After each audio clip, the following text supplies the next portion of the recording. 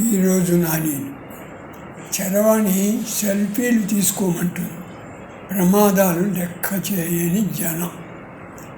చరవాణిలో chatting, video calls, అంతులేని అనర్థాలకు దారి.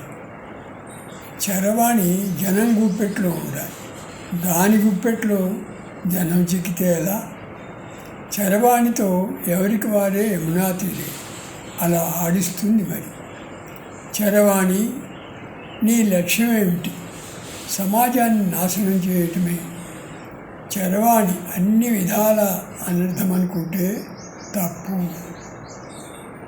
వాడే విధానం లోపం.